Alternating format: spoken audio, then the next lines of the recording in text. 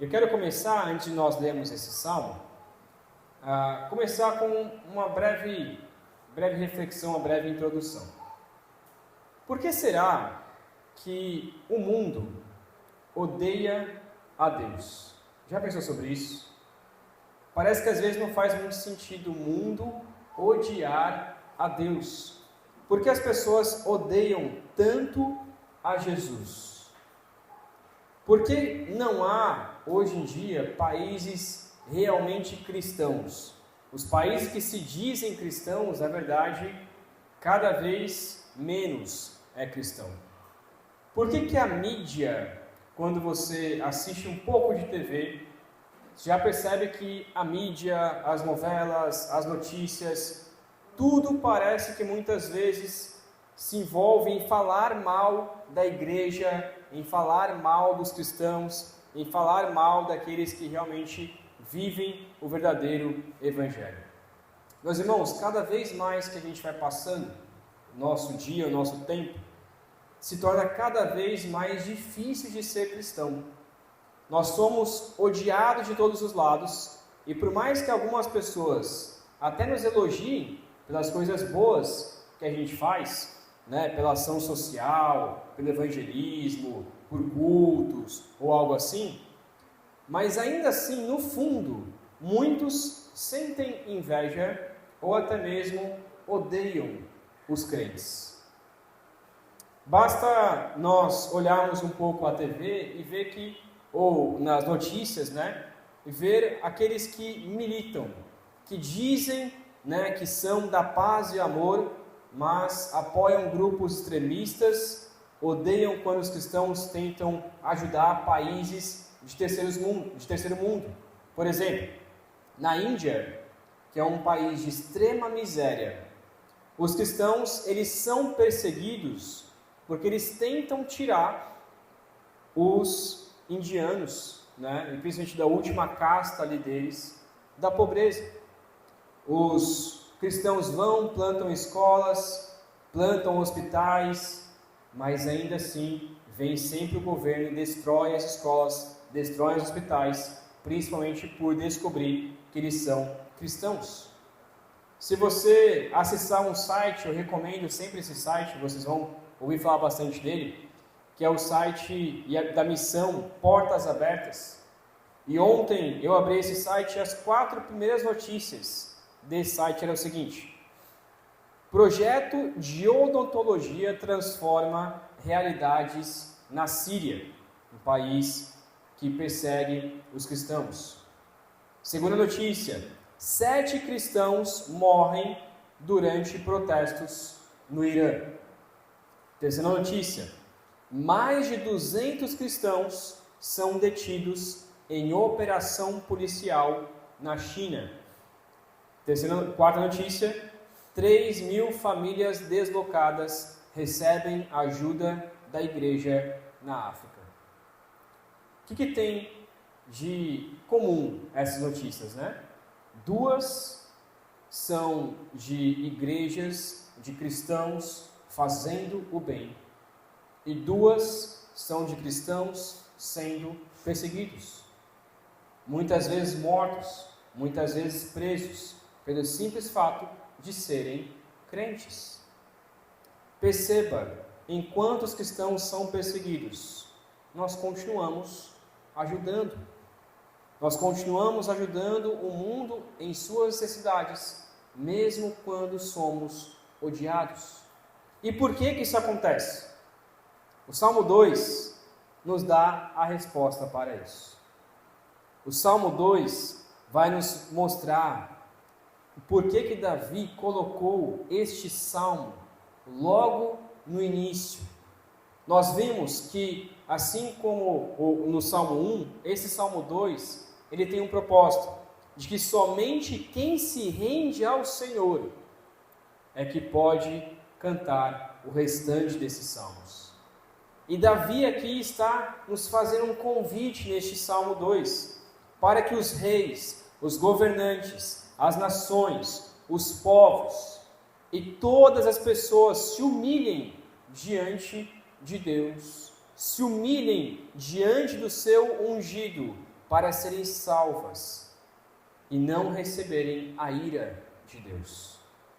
E esse é o motivo que nós veremos hoje, por que os cristãos muitas vezes são perseguidos, mesmo fazendo o bem. Porque as nações, porque os governantes, porque os povos não se humilharam diante do Senhor.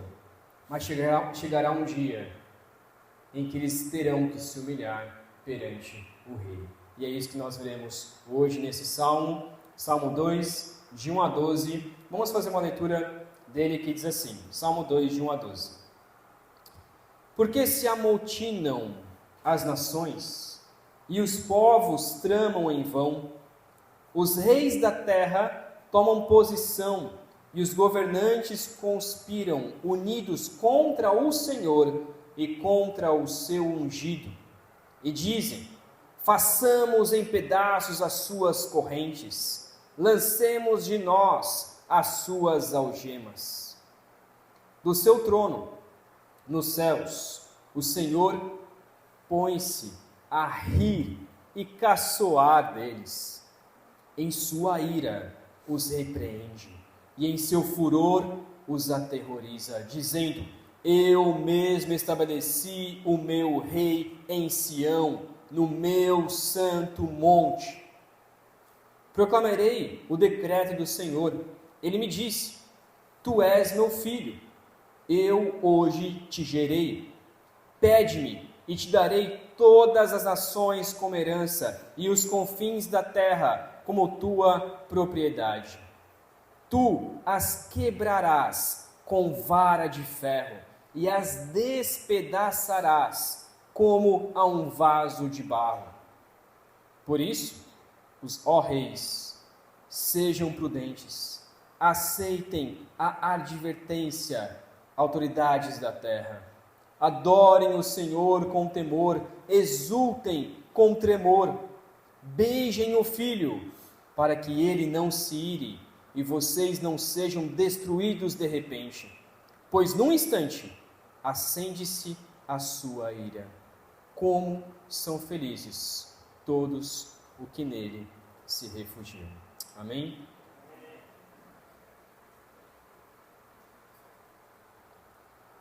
Nós veremos hoje então que os ímpios se revoltam contra Deus, mas não ficarão impunes se não se humilharem diante do Filho e o adorarem eternamente. Os ímpios se revoltam contra Deus, mas não ficarão impunes se não se humilharem diante do Filho e o adorarem eternamente. Versículos de 1 a 3, então, eu dividi esse texto em 4 pontos aqui. Versículos de 1 a 3 vai nos falar sobre a rebelião humana, vai nos falar sobre aqueles que se revoltam contra Deus, esses aos quais eu falei no início, que perseguem os cristãos, que perseguem a igreja, esses aos quais nós vemos muitas vezes por aí. O Salmo começa com uma pergunta: por que se amotinam? Ou seja, por que se ajuntam contra? Eles então se ajuntam contra, porque se amotinam as nações e os povos tramam em vão. Davi está se perguntando: por que Deus tem tantos inimigos? Por que as nações e os povos querem destruir a Deus? Querem destruir o seu povo? Para o rei Davi, isso não fazia sentido algum. É tão bom adorar a Deus, é tão bom adorar o nosso Criador, é tão bom estarmos com a igreja, como esse momento que acabamos de ter aqui, em unidade, em oração, juntos. Mas por que muitas pessoas odeiam isso? Então Davi, ele descreve esta revolta, dizendo que os reis da terra tomam posição e os governantes conspiram unidos. Não precisamos ser da teoria da conspiração para entender que existe sim uma conspiração. Existe sim uma conspiração dos reis, governantes, presidentes e prefeitos para eliminar os cristãos, para apagar o nome de Deus. Por quê? Porque o mundo jaz no maligno. E quem controla o mal neste mundo é o próprio Satanás, o próprio diabo. Mas contra quem eles conspiram? Contra quem esses homens conspiram? Contra o Senhor e contra o seu ungido. Davi não diz que conspiram contra o povo, mas contra o próprio Deus e contra o ungido. O ungido aqui representa Davi, o rei ungido, mas também está representando, e por isso que esse é um salmo messiânico, porque também está representando ao próprio Jesus Cristo, o ungido de Deus, o Messias. O que o diabo e os seus seguidores mais querem é acabar com os cristãos e com o nome que nós carregamos, com o nome de Jesus Cristo. E por isso Jesus diz, lá em Mateus 5, de 11 a 12, bem-aventurados serão vocês, quando por minha causa os insultarem, perseguirem e levantarem todo tipo de calúnia contra vocês. E o versículo 12 vai nos falar o seguinte: alegrem-se e regozijem-se, porque grande é a recompensa de vocês nos céus, pois da mesma forma perseguiram os profetas que viveram antes de vocês. Então o texto está nos falando, olha, vocês são perseguidos por serem cristãos? Se alegrem por isso. Como que a gente pode se alegrar por isso? E o que eles estão dizendo? E é isso que é curioso nesse texto. É um texto bastante discutido sobre o seu significado, no versículo 3. Mas o que esses homens dizem? Que é o que eles dizem até hoje. Esses homens dizem o seguinte: façamos em pedaços suas correntes, lancemos de nós as suas algemas. Este versículo é muito atual. O significado provável dele aqui é que os que são contra os cristãos acham que os cristãos vivem presos a Deus e a sua religião. Eles dizem: saia da igreja, pare de adorar a Deus, curta a sua vida, venha para o mundo, beba, fume, faça sexo, traia a sua esposa, saia dessa prisão da igreja, do casamento e da família, seja uma pessoa livre. É isso que o mundo diz. O mundo fala justamente isso, e é esse o significado desse texto, na ideia de que eles estão dizendo: façamos em pedaços as suas correntes. Ou seja, vamos acabar com as correntes que te prendem. Mas a realidade, meus irmãos, é que eles acham que nós estamos presos a correntes e algemas, mas a realidade é que são eles que estão presos. É o mundo que está preso. Eles que estão nas correntes do diabo, presos aos seus próprios pecados e à sua ganância. Um dos exemplos, Friedrich Nietzsche, foi um grande filósofo, foi bem preciso em dizer que os homens estão presos em seu próprio ego e não conseguem fazer nada contra os seus próprios desejos. Sim, este é o homem sem Cristo. Ele não consegue fazer nada contra o seu próprio ego, contra o seu próprio desejo. Tudo que ele faz para cumprir o seu próprio desejo. Mas somente Jesus pode nos livrar do pecado, do nosso próprio ego. Nós não estamos presos, pelo contrário, nós somos livres em Cristo Jesus. Versículo 4 ao 6 vai nos falar então sobre a reação de Deus. E olha como que Deus reage a quem é contra Ele. Olha como Deus reage a quem é contra Ele. Diante dessa revolta dos povos, nações, governantes e reis, Deus tem duas reações aqui. Duas reações bastante curiosas. A primeira, e talvez uma das que a gente nunca imaginaria que Deus faria algo assim, é que quando alguém é contra Ele, sabe o que Ele faz? Primeiro o texto nos diz que Ele ri e caçoa. Deus ri e caçoa.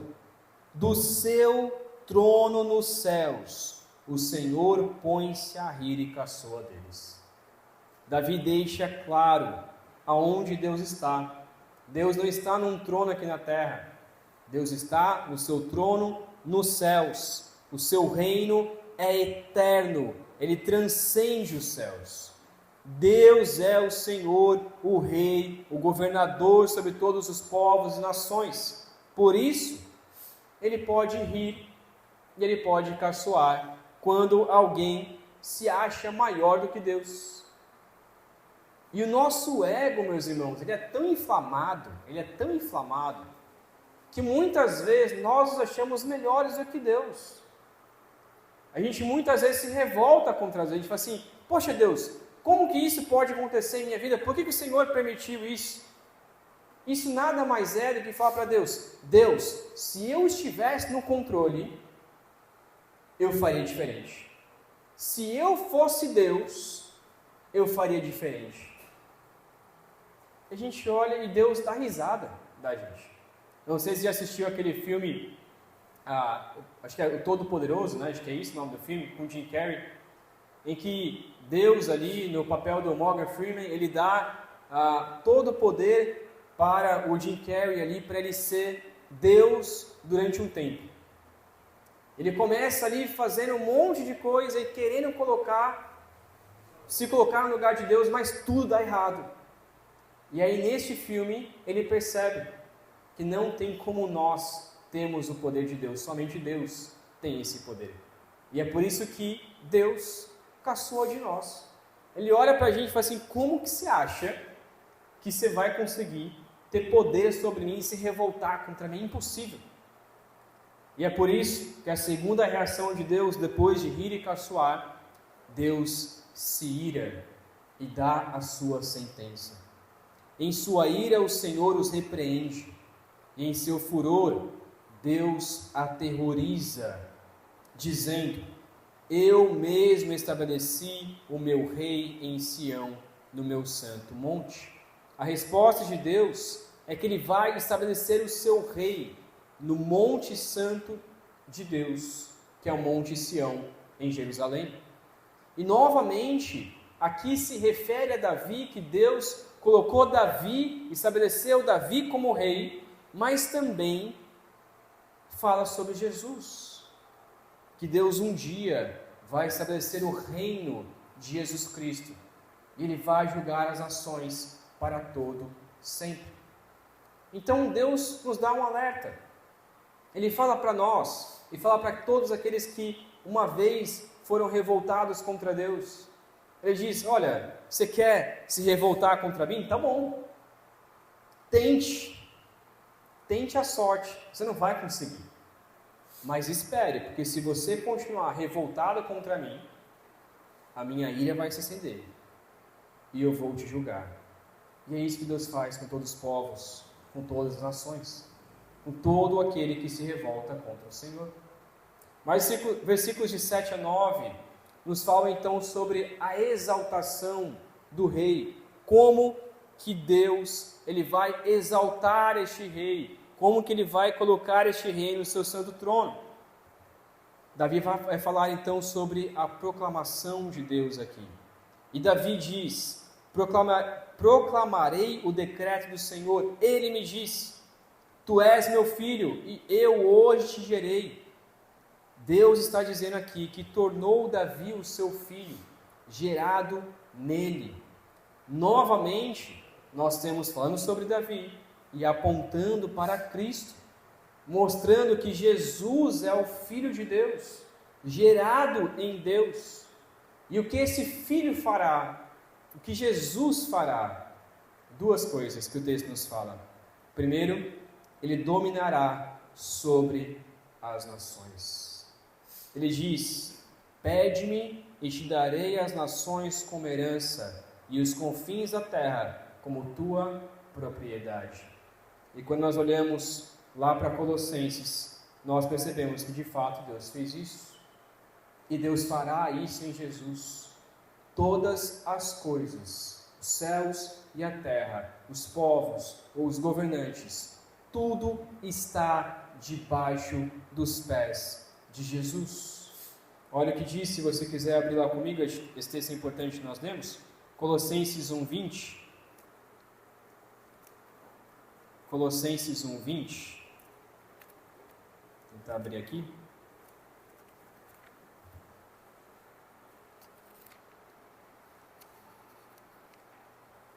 onde nós temos então a canção, né, o hino de louvor ao Senhor. E no versículo 20 ele fala o seguinte, Colossenses 1:20: e por meio dele, por meio de Jesus, reconciliasse todas as coisas, tanto as que estão na terra, quanto as que estão no céu, estabelecendo a paz pelo seu sangue derramado na cruz. Na cruz, Deus colocou debaixo dos pés de Jesus todos os povos, línguas e nações. Na cruz é onde Deus estabeleceu o domínio sobre todas as nações, para que Jesus dominasse sobre todos os povos. E além de Jesus dominar sobre as nações, Jesus também julgará as nações. O texto diz, versículo 9: tu as quebrarás com vara de ferro e as despedaçarás como a um vaso de barro. Meus irmãos, esse texto é muito forte, porque aqui nos mostra que Jesus vai quebrar todas as nações, ele vai julgar tudo. É Jesus quem julgará, é Jesus quem dominará sobre todos os povos. Todo joelho, como diz Apocalipse, todo joelho se dobrará perante Cristo Jesus. Agora, diante disso, diante de tudo que nós falamos aqui, os povos se juntam, se revoltam contra Deus, Deus ri, Deus caçoa, Deus se ira, Deus levanta um ungido para que esse ungido possa reinar sobre as nações. O que nós devemos fazer? Qual deve ser então a nossa resposta diante de tudo isso? O que nós devemos fazer? Versículos 10 e versículo 12 vai falar então sobre a responsabilidade humana diante da soberania de Deus. Qual a nossa responsabilidade diante da verdade que Deus é soberano sobre todos os povos e de que Jesus terá o domínio sobre todas as nações? Qual que é? O Salmo diz: por isso, ó reis, sejam prudentes, aceitem a advertência, autoridades da terra. Aqui ele vai falar para os reis, vai falar para as autoridades, mas obviamente está falando para todos os povos, está falando para nós. O que nós devemos fazer? Nós devemos ser prudentes, nós devemos aceitar esta advertência de Deus. E Davi aqui dá dois alertas aos reis, duas alertas às autoridades, duas alertas para nós. Aliás, desculpa, três alertas para nós. Primeiro, adorar e exaltar a Deus. O texto diz: adorem o Senhor com temor, exultem com tremor. Quando nós adoramos e exaltamos o nome de Deus, meus irmãos, nós não podemos fazer de qualquer jeito. Nós não podemos cantar louvores com o coração revoltado. Nós não podemos fazer de qualquer forma. Nós não estamos aqui diante do Senhor, ouvindo essa mensagem, cantando esses louvores, orando com o coração revoltado. Nós devemos estar submissos ao Senhor.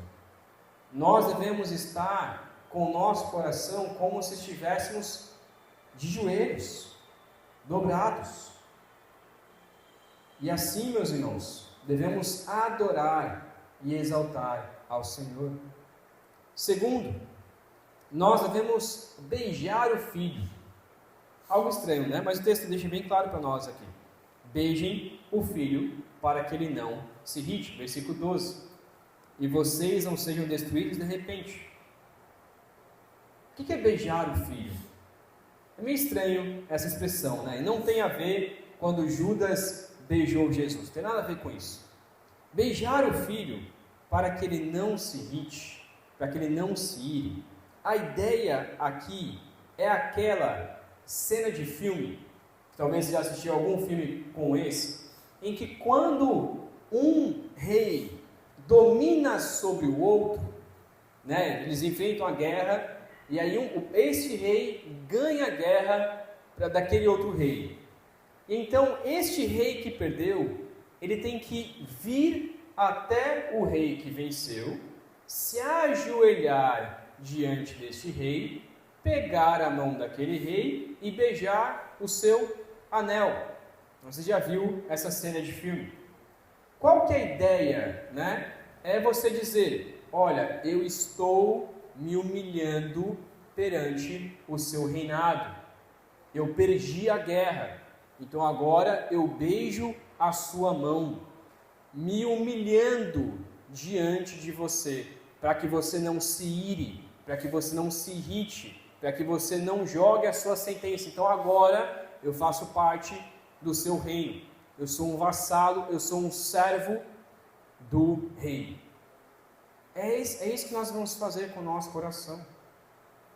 Quando as pessoas se revoltam contra Deus, Deus diz, beijem o Filho, beijem a Jesus, se humilhem, dobrem os seus joelhos, beijem a sua mão, humilhado perante Ele. Porque se você não fizer isso, o Senhor vai se revoltar e o Senhor te punirá. Então a expressão aqui é justamente essa, nós devemos beijar a mão de Jesus, demonstrando que somos submissos a Deus. E somente quando nós estamos submissos a Jesus, somente quando Jesus nos protege, é que então a ira de Deus se esvai. E é por isso que a Bíblia nos diz que o sangue de Jesus cobre os nossos pecados. É como se o sangue de Jesus escondesse os nossos pecados.